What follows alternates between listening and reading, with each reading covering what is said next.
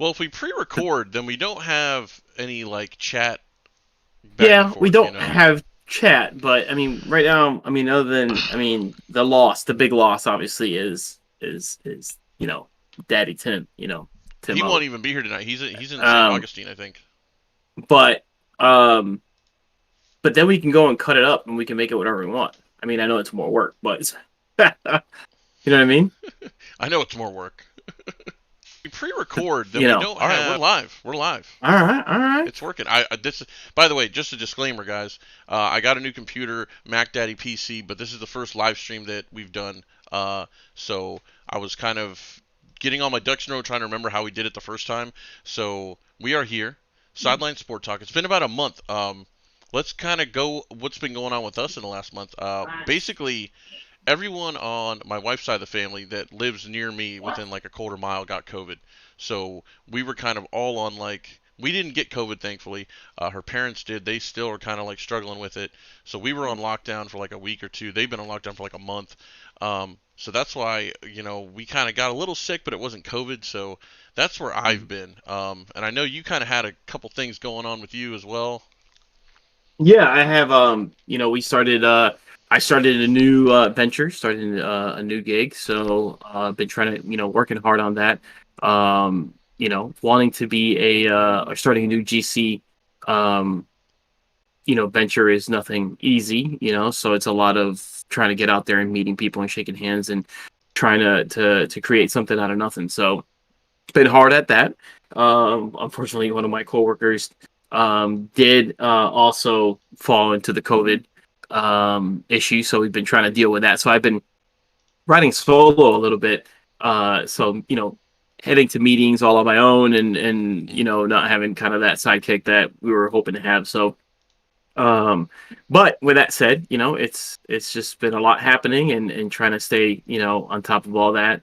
And then trying to do a little bit of summer stuff, you know what I mean, with the Yeah, kiddos and definitely. the family, and trying to kind of partake in that. So it's just been a lot going on. But I think, you and I were talking Yeah. about it just a little bit ago. It's even in the last month, we feel like, you have the NBA finals going on. We do have, we've had you know, tennis, big tennis finals. We've had, golf tournaments. We've had MMA fights. We've had all kinds of stuff. And I don't know, just something about it.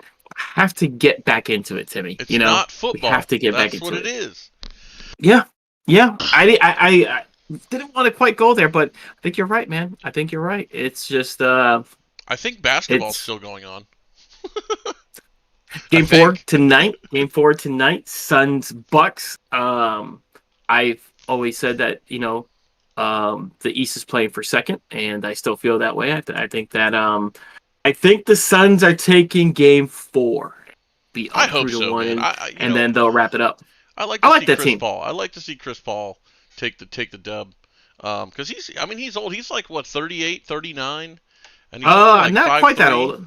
I think he's 30. He's 36 years old, and that's been an ongoing debate. Do you, if they go on to win this championship, which I think they will, do you, as the Suns, give him a new deal and extend him another 2 or 3 years, knowing that he's 36, knowing that he's had injuries in the past? Yeah. But do you feel like you have to give him kind of that, paying him for what he's done in the past kind of deal, rather than what he'll do for you in the future, because he's getting you over the hump? I mean, I think that they're going to win it, and if so, he'll be a 36-year-old, starting point guard who's an NBA champion. Um, do you extend them? Do you give them I mean, 2 more years, 3 more years? I mean, what say you, Timmy? well the big thing is he's putting up numbers. Yeah. It's not like he's just, there. He's putting up numbers. He's always usually one or two best guy on his team. Um, but if he does get hurt, I mean, you always run that risk of anybody getting hurt. But that's kind of what you have to weigh the pros and cons there. Even if he does get hurt, is he still willing to bring that veteran leadership if he can't play to the team? Hey, I'm still going to be here on the bench. I want to, let me be an assistant or something, help out the guys, whatever. Um, Right. I think having veteran leadership, like we always said, the one thing the Magic is lacking that's a big thing, especially with the guys on that team. And right now, some of those guys they're in what is it like they're in unvisited waters, I guess. You know what I mean? Like they've never been there. They don't Yeah, know the hype that's right now, and yeah, and for him to kind of keep them on track and keep it going, this is big for the Suns. I like this. I like this team, and I hope they win it. I hope they win it.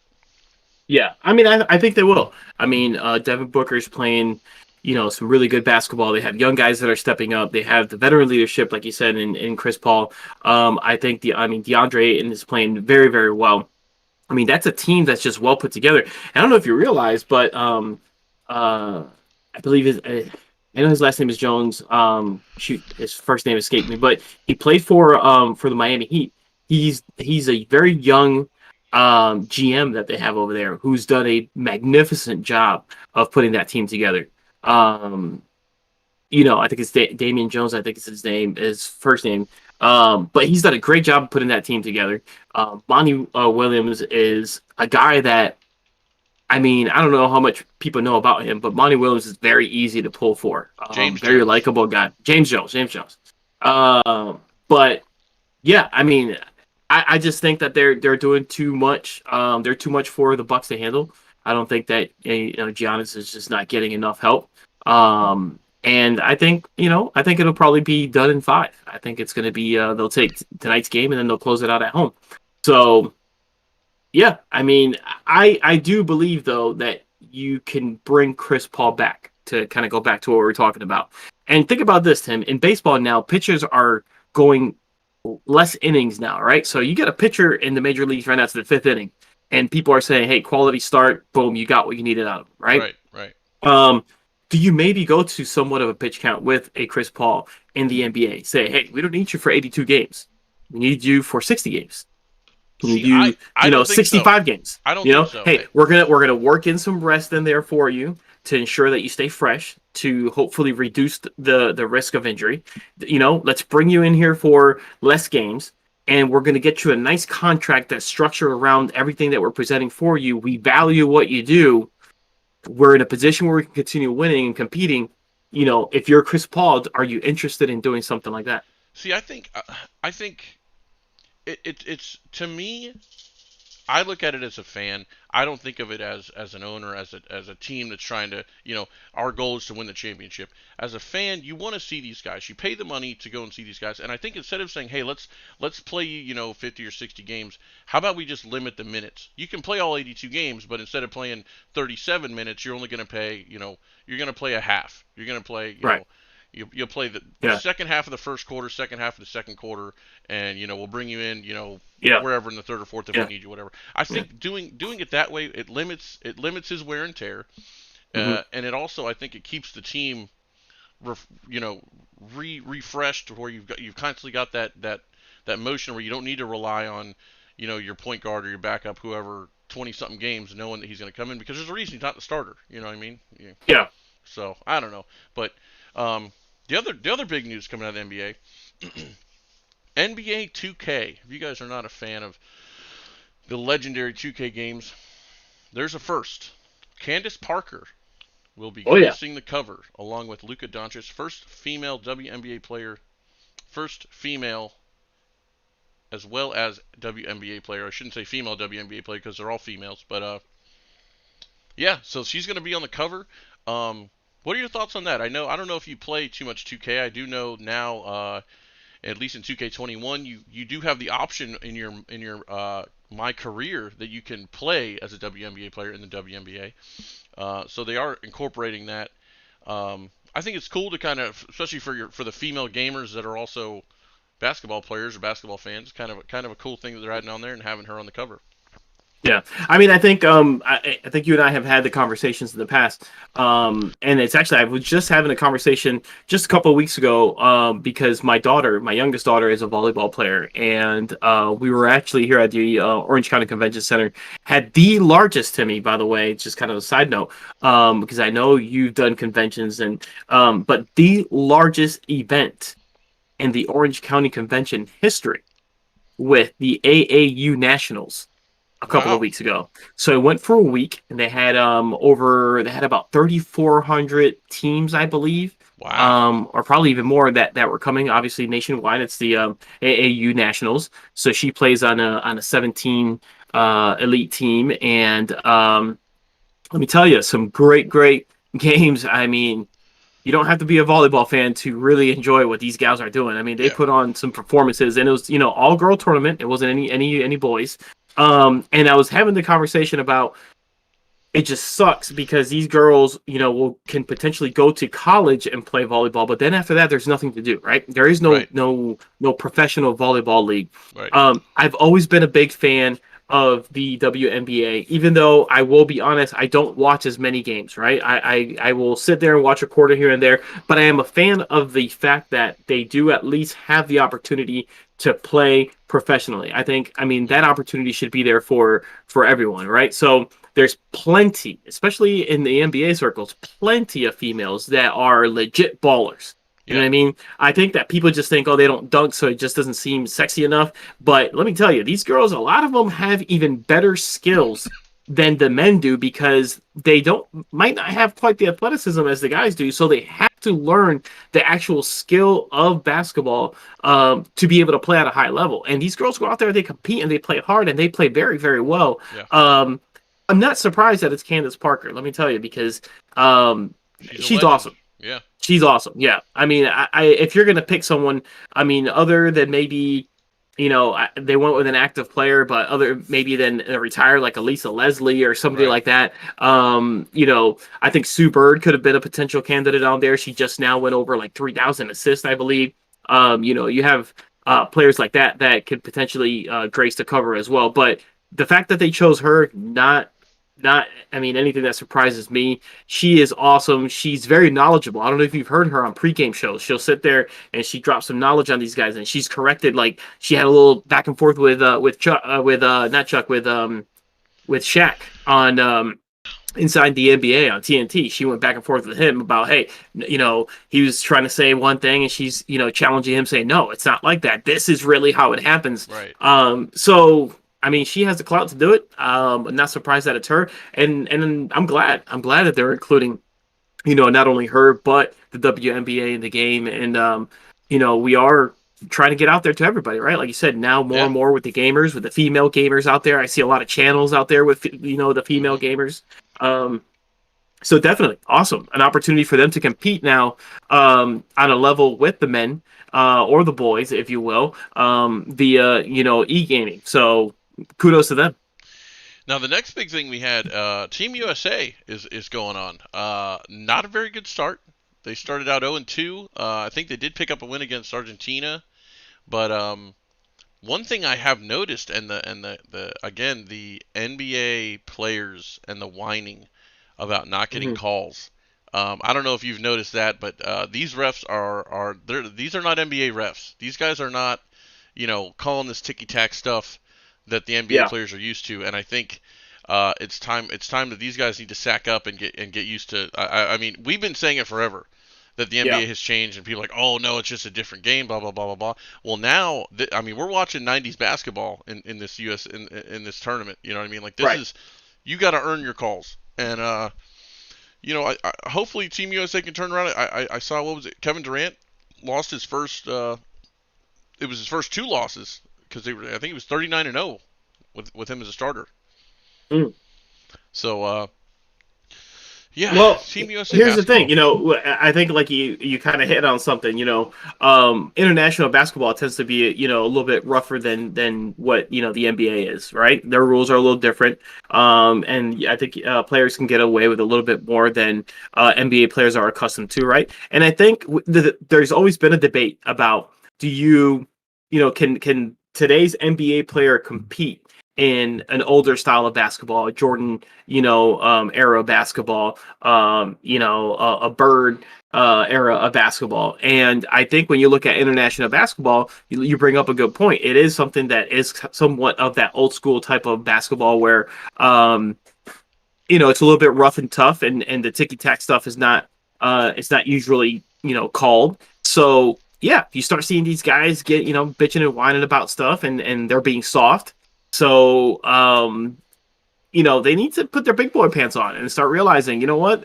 And another thing is, international basketball has changed. It's not what it once used to be. Right. The NBA now is so international in the players that are there that if Team USA just thinks, hey, we're just going to go over there and we're playing, much inferior teams, you got another thing coming. I mean, you could Right. put together some legit basketball teams with some of these international players.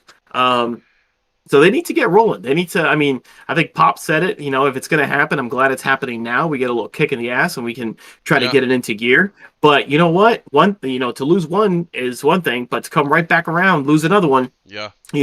that's a hefty kick in the ass, if you ask me. And it's a big wake up call, and they need to get their stuff, in order if they want to come out of this thing with a gold medal. Well, and the tough thing is, in all reality, with the way that our country is, there's no reason that Team USA should lose a game ever.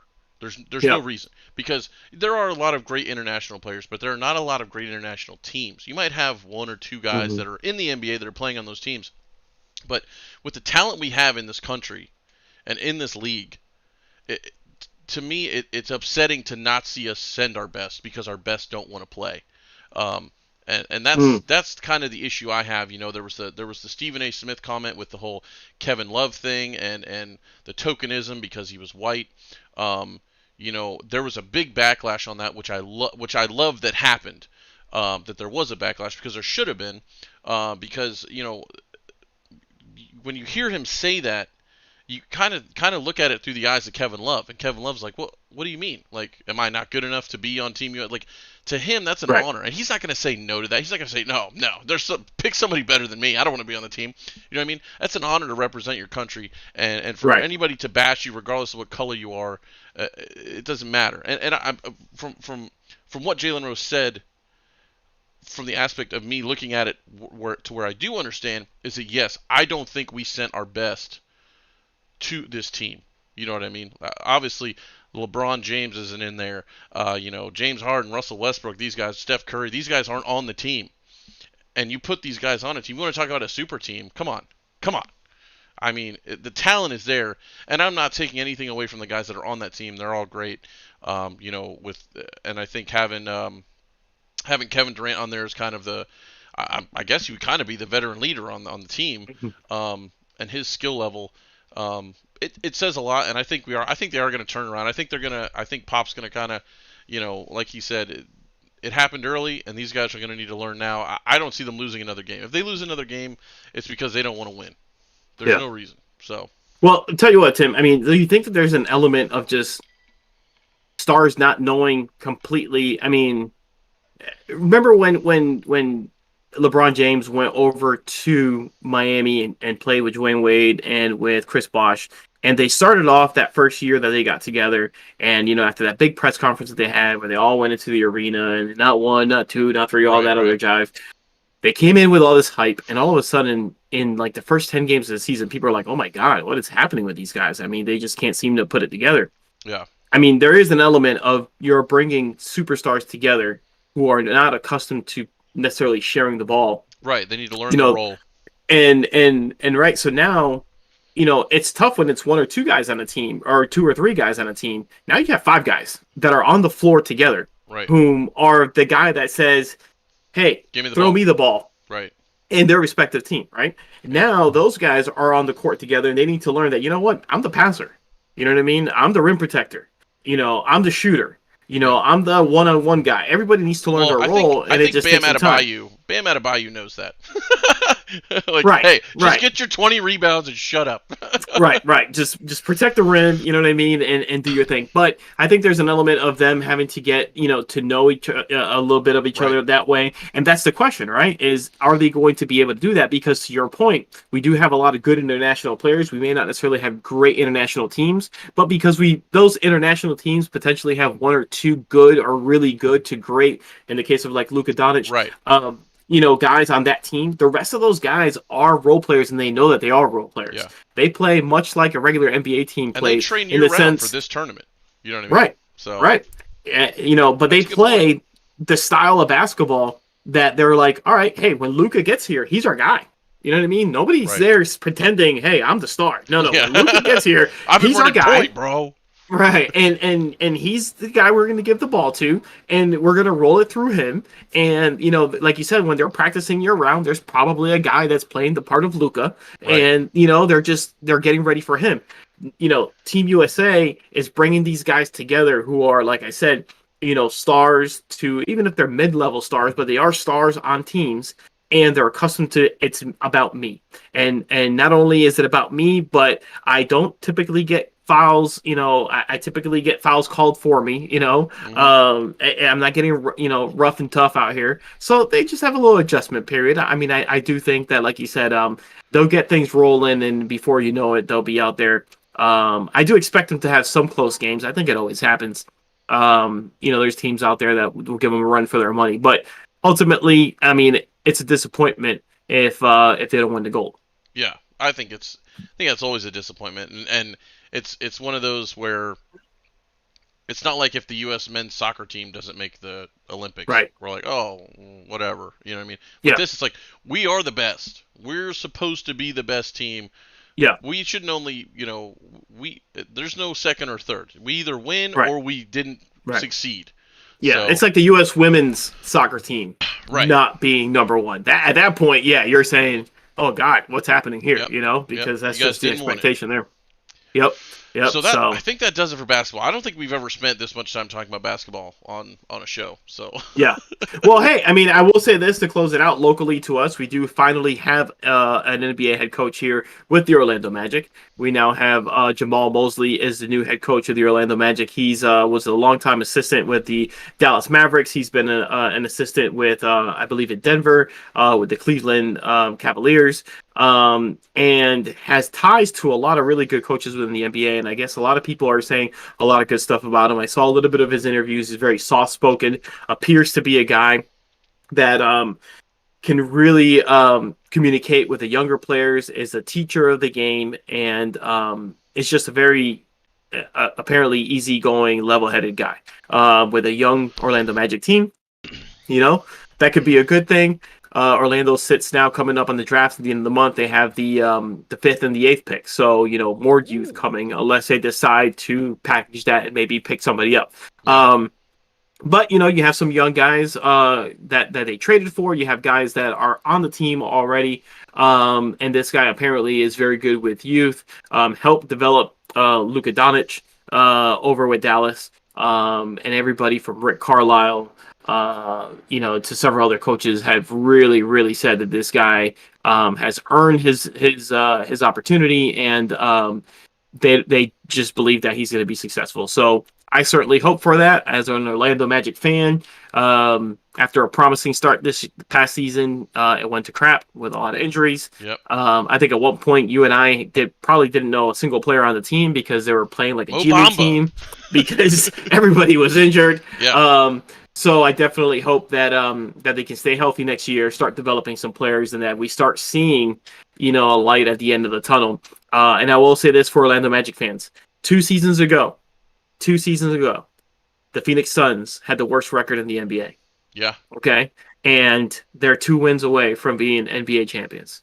So is that going to happen with Orlando? Probably not. But what I'm saying is there's an opportunity, given the right moves, to start fielding a team that can compete. So let's hope. Let's see what the Orlando Magic can do. It'd be interesting to see them either package those picks into a higher pick or package those picks into a nice veteran, superstar. If Yeah. we could pull that, that'd be sweet. Hey, you never know, Chris Paul. He might decide to come to Orlando.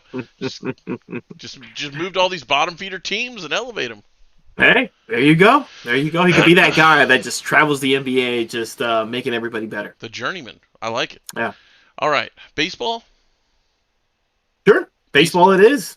Yeah. I mean, we had Ohtani. yeah. It's all about the show, baby. This guy is insane. I mean, he hits baseballs out of the stadium. He hits them through the roofs of domes. I mean, this is like a generational style player. Yeah. What is it? Shohei. Shohei Ohtani. I say his name wrong all the time. Um, but yeah, this guy, I mean, it's weird watching him and seeing. I mean, his swing is so strong and it's so pure and like I mean, it's like watching Bob Ross paint. when this guy's up to bat.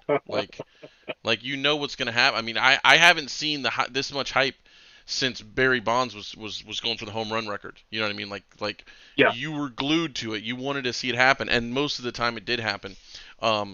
So one thing I did want to touch on, and I know this was a touchy subject, but with Stephen A. Smith on First Take, and it always seems to always be First Take that we end up talking about. But I had a big issue when Stephen A. Smith said there's a problem with baseball when the face of baseball needs an interpreter to do interviews. Mm. Um, with all the things again going on in this country with race and race relations, for him to say something like that, and the amount of backlash that came from this, and you can say what you want. Oh, he went on and he did his apology, blah blah blah.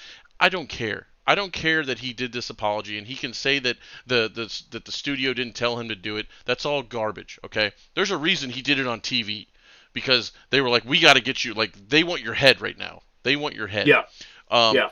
to be a person that is constantly pushing this minority progression in sports and in the country, and then for him to do something like that and say something like that, dude, my jaw dropped. I couldn't believe what he said. In my opinion, I have lost all interest in listening to anything Stephen A. Smith ever has to say. I don't care about the apology. I listened to half of it, and it was just like wah wah wah wah wah wah wah wah wah. Like, come on, I could Right. have told you what you were gonna say, and you would have said it.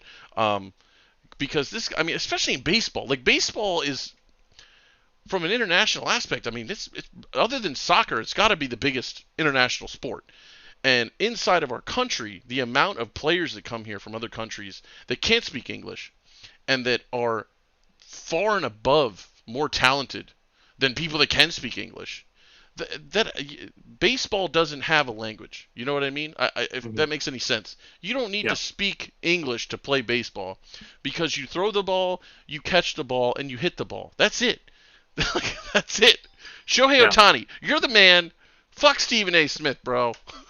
That's Yeah. all I got to say. Well, I will say this. I've thought about it. I've seen. I mean, I'll be truthful. I haven't seen all of what he said. I had a hard time kind of getting into it because I kind of nodded and I was like, "Come on, you got to Yeah. be kidding me!" Right? Couple of things on it. First of all, Naomi Osaka is a tennis player, right? By all Yep. accounts, one of the best tennis players out there right now. She was scrutinized for not wanting to talk to the media. She was scrutinized for, she was very public that she has some anxiety issues. She has some mental health stuff that she's working through, and she's been honest about that. And rather than respecting that, right, a lot of folks have kind of given her a hard time for it. I say all that to say and bring that up because I believe that we are, much to some of what she was saying, why do we feel like we have to have these athletes be the voice of stuff for us? I know we've Right. talked about it with like LeBron James and some of his comments, and with some of the other players when they make comments. And there's always this thing with the media to push players to want to be the spokesperson for something, and ultimately we push them, and the media wants to push these guys to be the spokesperson for someone, to then rip them at their ankles, chop them at their knees for not saying what you want them to say. Right. So that's the one side of it that I look at. Another side is Stephen A got caught doing what he blames other people for doing. He gets caught bashing a minority when he sits there, griping about, and I hate to say griping because I don't want that to come out the wrong way, but about people saying things about African Americans, Right. Black folks, and yet he's doing the same thing about another minority, right? So, and he didn't even think about it; Yeah. it just came out, right? And just goes to show you that we are, I mean, in a time where it's about me, right? And when it's about his minority, then he can bash people about it, and yet he is blind to see that he's doing the same thing to other folks. And now he's having to come out there and try to apologize for something. And now he's feeling, oh, it's not an empty apology when he wants to sit there at times and rip people for making empty apologies. Right.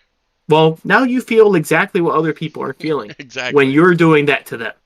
Well, and like the sound of a home run does not need a translation. No, it doesn't. I can't put it any simpler than that. And Timmy, how many times have we seen videos where you see the clip that people put together of all of the announcers, like when a great moment happens? Yeah. When Zlatan Ibrahimovic came onto the pitch, for the first time with the LA Galaxy, his first goal was from like the center of the field. Like he just blasted one from out there, caught the goalie sleeping, puts it in the net. And I remember watching the video. They had the FS1 announcer on there. They had the Spanish announcer. Then they replayed the goal with the Spanish announcer. They had a French announcer. They had a Chinese announcer. I mean, they went down the line, German, Russian, everything. And to me, it was so fun just to hear the reaction of a great moment. And even though I didn't understand what they were saying, but hyped. Like you said, I mean, it's a goal. They're excited about the goal. We see the quality of the goal. In this case, we see the quality of the home run. The guy hits a 500-yard bomb. It doesn't matter how they're saying it. Yeah, you're going to enjoy the call. When they sit out there and they call it, I mean, you just enjoy it. And I think that we have lost in this society that it's sports, that we're supposed to have fun, that it takes us away from our everyday issues. Why do we want to keep and continuously bring, world issues into a sport? Let's just separate it. Let's have fun watching great athletes do what they do best. And let's leave the rest out of it. That's it. That's just it. Like you said, you don't need, somebody to speak a certain language to see them connect with a home run. To see a pitcher go out there like he does a lot of times, throw 94, 95, 96 miles per hour and strike guys out and have them guessing and looking foolish at the plate. I mean, you don't have to have a language to appreciate what a great athlete, is doing on the field. Just take it in, enjoy it, and, be a part of spreading that to the world, not a part of bringing negativity to it. Shohei Ohtani. Shohei Ohtani. Let's talk about Shohei himself. This is what you brought. 10 minutes of Shohei talk. Oh. Hey, I mean, I tell you what, listen. This is what Shohei Ohtani does, Tim. You know my boy. He's a gamer. He's on there playing a lot. And and in the day and age that we live in, I say, hey, more power to you, buddy. Get out there, do your thing. He enjoys it. He's sharing time with his friends. It is what it is. It's not the old days where they were outside all the time riding bikes and, in the woods. Like when I grew up, I was building forts and, whatever. He says to me, Dad, I'm watching the home run derby. He says, Dad, when Shohei's up, call me so I can come watch it. There you go. You need a language for that? You don't need a language for that. You don't need a language for that, right? You don't. So, I sure did. I called him up. I said, hey, Shohei's coming on. He ran out. Let me tell you, this is the kid, Tim, that if he's playing, and I say, hey, dinner's ready. God, let me finish this game. Yep. None of that. Shohei's up. Boom. Beeline to the couch, sitting next to me. Let's watch this guy. That's the power of a guy like Shohei Ohtani, what he's doing. And I loved it. I loved the opportunity to sit there with him and watch it. And I told him, I said, hey, listen, everybody wanted to see, wishes they could see Babe Ruth. I'm not saying he's Babe Ruth, but let me tell you, he does a lot of the Babe Ruth stuff. He's a pitcher, when have we ever said that a guy was going to be the leadoff guy at an All-Star game, the DH at an All-Star game, and the starting pitcher at that same All-Star game? That's impressive. That's amazing. Yeah. Amazing. I mean, he's a good-looking dude, on top of it. Yeah. I mean, so, maybe he doesn't have the word Stephen A., but he can sure be the face of baseball. You know what I mean? I'm sure the ladies will love him. I'm sure they do. Hey, run those stats for me. Do you have them up for you? I mean, this guy. For Shohei? Yeah. I just. Let me see. He's Yeah. okay. So he's 4-1. He's got a 4-1 pitching record. 3.4 ERA, which is that's not that great, but Hey, but when you're a DH, you let's know, talk about this. Okay, so he's batting this year. He's batting 279. Slugging percentage 698. mm. His OPS is 1.062. Mm. Um, let's see. Okay, 33 home runs. He's hit four First half. triples. Mm-hmm. Four triples. He's got 65 runs brought in, 70 RBIs, 38 walks, 12 stolen bases. He's a Which pitcher. leads their team, I believe, Timmy, Yeah, in stolen bases. I'm pretty sure. Okay. Okay. So and they trot him out there every fifth day as a pitcher. It's not like, oh, they use him as a gimmick and they throw him out there, every Right. whatever. No, he goes out there and he pitches, and his record is not indicative of him pitching. It's more indicative of who the Angels are and lack Right. of run support and being able to win. The guy is awesome. The He's guy is still 4 and awesome. 1. I mean, he's got a winning Yeah. record. Yep. And for Stephen A, to say that, shame on him again. You have Vladimir Guerrero, who's out there, face of baseball, barely speak. I mean, he speaks some chopped up Yeah. English. You have Fernando Tatis Jr., Hispanic guy, very charismatic. Mike Trout. I mean, they're loving the crap out of him. Yeah. Mike Trout. Hey, I mean, it's all about diversity, right? We have everybody. Nomar Garcia Parra. You have I don't even know he Mookie was- Betts. Yeah. No, but I'm saying active players. I'm saying about yeah, active yeah. players right now. Vlad Guerrero, Fernando Tatis Jr., Mookie Betts, Oh yeah. Shohei Ohtani. I mean, you have players out there, a representation. I mean, we talk about the NBA being an international game nowadays. I mean, baseball is doing a Acuna. great job. Yeah, Ronald Acuna, who unfortunately had a devastating injury and is going to miss the rest of the year. Yep. But these are all young, exciting players who the MLB can build around, and have plenty of faces to their sport, and they're from all over the place. So Stephen A, look yourself in the mirror, bud, and as he didn't hit send this time because it wasn't on social media, but much like Herm would say, just don't hit send. Right. Exactly. Exactly. Just don't put it out there, Stephen A. Think about it a little bit more. I think there's an element to a Stephen A. that just believed that he, because of whom he is, and how outspoken he's been in the past, that he probably felt like he could say that to me and just get away with it, and that I'm sure he thought honestly that once he said it, that more people were going to be behind him and be like, yeah, I agree, I didn't think about that, but you're right. And I think it caught him a little bit of back. The fact that the reaction was what it was. And I don't know if you guys have seen it, but Jeff Passan, who's their guy on ESPN that breaks down, he's their Schefter for baseball. He went on First Take, and let me tell you, he laid it to him. Yep. Laid it to him. So if you haven't seen that, go back and take a look at it. Good for him for doing that. So we got some football coming up, huh? Speaking of football, guess who I hung out buddy. with? Guess who I hung out with on Saturday? Yeah. I was gonna see if you wanted to bring that up. Yeah, I mean, man. sometimes stuff like that. Sometimes we can say stuff, sometimes we can't. So Yeah. I just wanted to see, what all you were gonna bring up. So I will say he looks healthy. Looks healthy. Yeah. They ended up flying the red eye to Florida for the wedding. But super cool guy, very chill.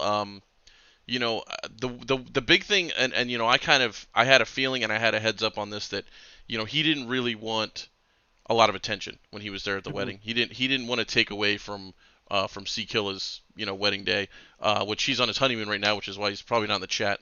But it was congrats, C Killa. Congrats. yeah, man. It was cool, man. Just being able to hang out with him. We had spoken a lot, but we had never met. Did he recognize you when you introduced yourself? Yeah. Oh shoot, yeah, this is the guy. Yeah. Okay. It was, so we were chilling. We chilled at the bar and they had like a tiki bar, so we were all just kind of hanging out there before the wedding and all the guys and just hanging out and drinking some sweet tea and whatever everybody else was drinking, and um, yeah, we just kind of hung out and threw the football around with the kids in the yard. And um, the funny thing was he said, so how long have you known, how long have you actually known Killa? And I told him, I said, I've known him about 2.5 years, and I met all the other guys through him, and I said, the only person I've known longer is you. And he looked at me funny, and I said, well, I've known you since you got drafted. And he kind of chuckled, but it was cool being able to just kind of finally like meet him in real life and kind of hang Yeah. out, and we had some pictures taken and just hanging out with the guys, man, just a normal guy, nothing Yeah. Yeah. nothing Yeah. crazy. Yeah. Is he a big So, boy, or is he? I mean, is he just kind of one of those short, stocky well, guys, or is that he just kind of well built? Well, that group of guys, like we're all right around that 6'4", 6'5" height. I mean, it's weird. There's Hmm. like six of us, and we're all like the same height. So he's Yeah. he's right around there. And but I mean, you have this vision of you see football players, and I think a lot of times like we envision every football player looks like this big linebacker guy. But I mean, Yeah. he's your stereotypical wide receiver, just a tall, well built guy. And I mean, Yeah. but just Yeah. just super good guy, Yeah. man. We had a good time hanging out, and like I said, we were just keeping it low key and snuck into the house to get out of the heat for a while and just kind of chilled and shoot the Yeah. shit. Yeah. And did you slip in the football talk at all? I mean, any football talk? We did talk about the podcast, and I told him that No, you you are. didn't. We did. Because Killer was like, "Hey, he's like, Juju, when are you gonna get on the podcast? Like they talk about you all the time." I said, "Yeah, man." I said, Ricky D's been saying you're a longtime fan of the show, and we've been trying to get you on for a while." And he just kind of chuckled, because he's got 100 million things Yeah. going on, especially right Yeah. now. But yeah, he's still out in California, and I guess gearing up for the season. So Yeah. Well, hey, you know what? We'll send him a link. Have him just check it out. Maybe on a little flight or something. yeah, He can hopefully catch a couple of minutes of it, and then and maybe one day we will get in there and get him on. well, and it's But tough. awesome, man. It's tough to keep him low key, because when you're in a Yeah. place like that, like obviously there were a few people that kind of came up to him like, "Hey, I'm a big fan. You might have to take a picture," and he was super cool about it. But it's like, Yeah. you sit back and you think about it. He's like, "Man, this guy's trying to stay low key," and you're like, other than like Big Ben, he's the face of the Pittsburgh Yeah. Steelers. Like Yeah. that's a big Yeah. deal. You're not like just some Yeah. like offensive lineman that plays 3 plays a game. Like you're Yeah. Juju, bro. Yeah. And you know what? He had some the controversy obviously with the whole like the dancing on the logos and stuff. So definitely people, know who he is. I mean, personally, yeah, I didn't have any issue when he was doing it. I thought he was just having a good time. But how was he dressed though? Let me tell you, because the man he could dress. And let me tell you, Timmy, I saw pictures. Yeah, Of Hater B here looking quite dapper. Let me tell I you. clean up nice. I clean up nice. mean, it was a good look. It was a good look. I will say he was his outfit probably cost 10 times what I was wearing, and I had a suit on, and he had like jeans and sneakers and a shirt on, but Yeah. I was like, that's expensive shirt. Like, I know that. I know that brand. That is some legit stuff. And then you also did you have an opportunity to meet Adam previously? I know his assistant, whom is he's related, right? He's So he's- Adam is how kind of everybody met was from Adam. Adam used to be he used to work with the equipment and stuff for Pittsburgh for the Steelers.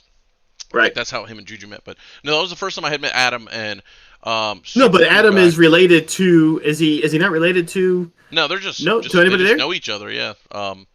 But they I guess With they grew Killer? up. Yeah, I guess they grew up together or Okay. went to school together, or whatever. But yeah, and Adam, man, it was cool to finally get to sit down and chill with him a little bit. And I met his parents. His mom is a sweetheart.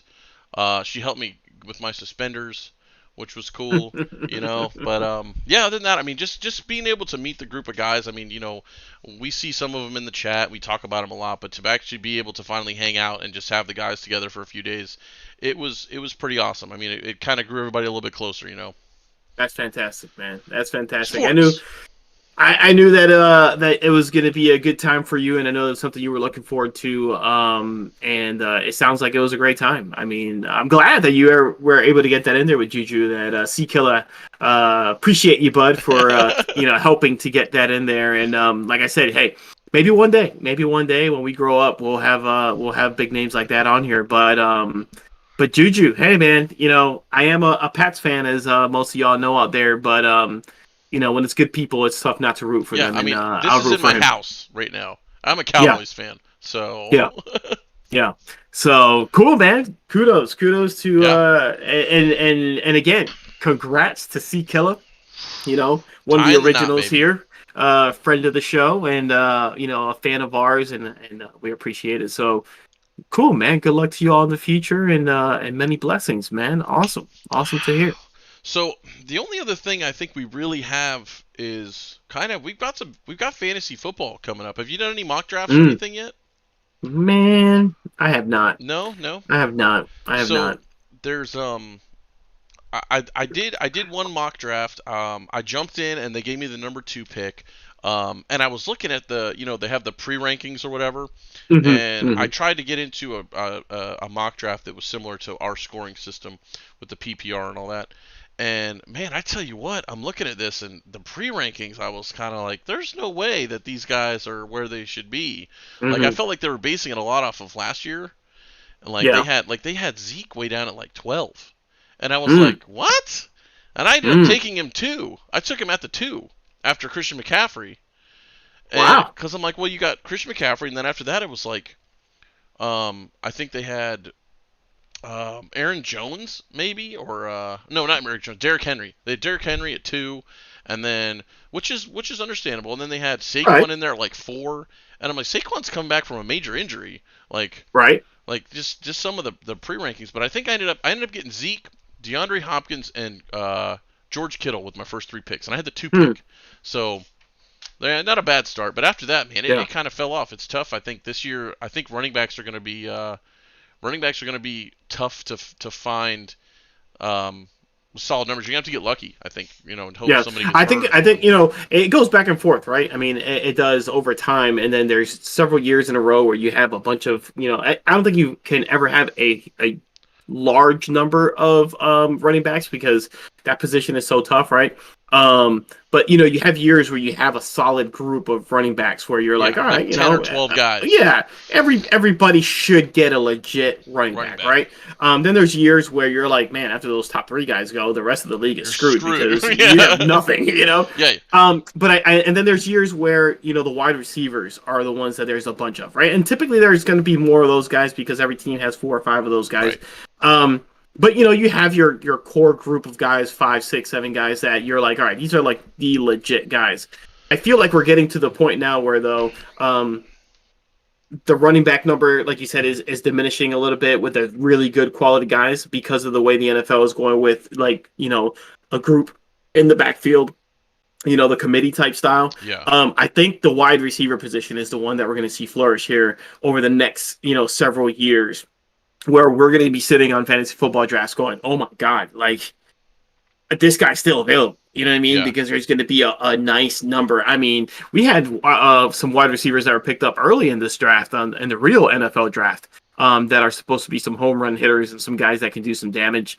I've always been, and actually, I was having a fantasy football conversation with somebody just a couple of days ago, and I was telling them how you, Timmy, always try to clown me during our drafts because Yes. there's always a page 2 or page 3 guy, as you call them, that I'm trying to select, and I'm always like a year early on guys like Debo Samuels. Ricky D, what are you doing? Who's that guy? Who? Sure enough, boom. Now people know who Debo. Calvin Ridley, I picked up late. I don't think anybody was really surprised, but people were like, I mean, what are you doing? I mean, why are you picking up Calvin? Calvin Ridley's gonna be a good player, and I mean, now he's actually one of those guys that people are saying top 5 But wideout but in the this league. year, who's your Um, sleeper? Because I mean, well, do they you asked me the have same one? Do thing. They you have asked me one? the same thing. I said, give me some time. Yeah. I Don't tell me promise because you, I'll steal your right? pick. Remember, I was on James White before James White was a household name. Yeah. And I remember when I selected him, I remember we I were at our think I boy think this Troy's year you're house, gonna take and you Matthew said, Sexton. That's gonna be your guy this year. I don't know, man. We'll see. But I remember picking James White up, and you were like, "Who the hell is James Yeah. White?" Yeah. Like And- because he just wasn't the sexy guy coming out of college, and he's turned himself into quite a pro and has had quite a career. So I went Noah Fant, and some people were like, "What are you doing?" Some of these early guys, but But I mean, now you got they you got sometimes this pan out. you got like this new wave of running backs that are coming in with your Jonathan Naj- Taylor and Cam Mhm. Akers and Najee Harris. yeah, and Antonio Gibson. I mean, even Antonio Gibson. Like some of these guys, these guys are going to put up legit numbers. I mean, they're going to rush for 1,000 yards, 10 touchdowns. Yeah. But it's one of those again where it's not that big name, sexy pick you want, where you feel like you're Yeah. settling. Like Joe Mixon. Like every year, my brother drafts Joe Mixon, and every year he screws him. But it's Yeah. just Yeah. I mean, it's Yeah. just that the way it is. But yeah, man, Yeah. I'm pumped about fantasy coming up. Yeah, it's one thing that I look forward to. We've been doing it for so long, and for us, it's about the event of the day. You know what I mean? There's guys that we are great friends of ours that I mean, I think you see some of those guys a little bit more than I do, but there's guys that that I just see one time a year. Yeah. And the fantastic thing about our group in particular is that we get there and it's like we've seen each other every weekend. Yeah. And it's just after a 2-second of update of what's going on in people's lives, it's just like boom, we're back there. It's like we're hanging out the whole time. This year would be a little bit of a somber moment for us when we I don't know, Timmy, we have to figure out a way to pay tribute to our guy. You know what I was thinking? I was talking about this with my dad. I'm just we were spitballing here. We got to get a picture of him. Find a picture of him and get a bobblehead made. You know how they make like lifelike bobbleheads? Dude, if we get him a bobblehead and then put it on a trophy, and we'll give it to like the last place guy or something. Like I don't know. We got to figure out something. Well, I don't know, man. Make it. I don't know because he was pretty good. He was pretty good. I don't know how. He seemed to just Yeah. kind of walk into the draft. Yeah. He never had anything. He's just like, yeah, I'll take this guy. And you're like, Yeah. how did you steal my pick, bro? What do you mean? Does anybody have a sheet, and and then he come up with like some guy that nobody ever heard of, and you're like, wow, this guy's killing. Let me see if he's available. You're like, oh, Casey has him, and you're like, oh man, he had him. This guy's got 110 receptions already. Yeah. So it'll be a little bit of a moment there for us, and a really good friend to all of us. So, but fantasy football, excited about having that back. Hopefully, August 28th. Soon. Yeah, it's a week away. Seeing today some reports. We're a week away. Your boys will open up camp. The Juju and their boys are going to open up camp. Yep. So, and Hard Knocks. I was going to say Hard Knocks. Yeah, buddy. Again. It was like the fourth one, third one. Yeah, Oh, it's either the Cowboys or the Browns. It seems like they just goes back and forth. Yeah. And the weird thing is this year, it's like all the rookies we have are defense.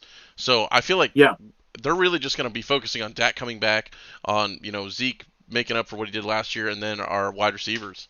So we'll see. It's gonna be a fun. I always enjoy Hard Knocks. I think they do a really good job. I don't care what team putting it that is. together. Honestly, they pump you up, man. It helps me in the fantasy draft because I'm like, man, I've been watching this guy on Hard Knocks. Like, he's a beast. Yeah. Like, who was it? Darren Waller. Darren Waller, bro. And Joku, baby. I mean, all these guys, Oh. So it's gonna be fun. But I think glad that's to all be we back got this for week, tonight, man. I'm glad Timmy. we're back, dude. Yeah, I think it was a good effort here tonight. I hope everybody gives it a listen and enjoys it. We're glad to be back. I know we don't have a lot happening that it's terribly exciting in the world of sports, but it's always good to be on here and talk to you and talk to everybody else out there. And actually, before we go, you posted this on on Twitter. Sideline Sports Talk will be at a football game this year. Yes. And Timmy, you're going to be at August 21st. I will be in Tampa Bay watching the Buccaneers play the Tennessee Titans. What a game! What a Julio game! Jones, maybe got to see a Julio sighting. Julio, Tommy AJ Brady, Brown, Gronk. Ken Henry. I mean, wow. That's talking- going to be that might end up being like some kind of a primetime game. And like not only that, like we got like the full, like we got the hotel, we got everything for this game. So I'm pumped, man. I'm pumped. Yeah. All right. All right. Well, good deal. Well, again, appreciate you, Timmy, all the time. We're on here. Hopefully we have made it past some of the things that we've had going on here, and we could start getting back on every Yeah. week. We really do want to be on here every Wednesday to put in the new stuff, and as we get closer to football, get that excitement rolling. So, again, at Talk Sideline on the Twitter, Sideline Sport Talk on Instagram. We definitely are going to start rolling with that and trying to get a little bit more of that going. So, and again, share it with your friends on our YouTube channel. Make sure that they like and subscribe everything that they're seeing, and let's just enjoy some sports. That's it, man. Yeah, we're gonna have a good end of the week. Hump day, so we got 2 more days, guys. We got the weekend coming up. We got game 4 tonight, so make sure you guys check that out. Keep up with us again on Twitter. We're trying to post on there all the time, man. Make good decisions, guys. Stay safe out there, and everybody love everybody. All right. See